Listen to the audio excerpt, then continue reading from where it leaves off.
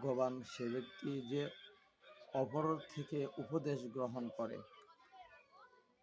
সে ব্যক্তি ভাগ্যবান যে অন্যের থেকে উপদেশ গ্রহণ করে, অন্যের পরিণতি দেখে সে নিজেকে সংশোধন করে নেয়, অন্যের ফলাফল দেখে তার নিজস্ব ফলাফলের ব্যাপারে সে উদ্বিগ্ন হয়ে পড়ে, সেই প্রকৃতপক্ষে ভাগ্যবান। আরবি প্রবাদ বাক্য আছে, সাঈদু মান উইদা বিগাইরি।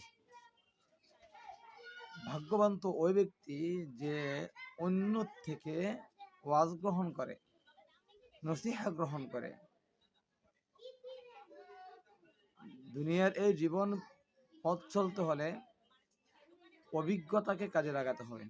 আপনি যদি অভিজ্ঞতাকে কাজে না লাগান তাহলে আপনার জীবনে আপনি সফল হতে পারবেন না। আল্লাহ পাক রব্বুল আলামিন আমাদেরকে অভিজ্ঞতা কাজে লাগানোর তৌফিক দান করুন।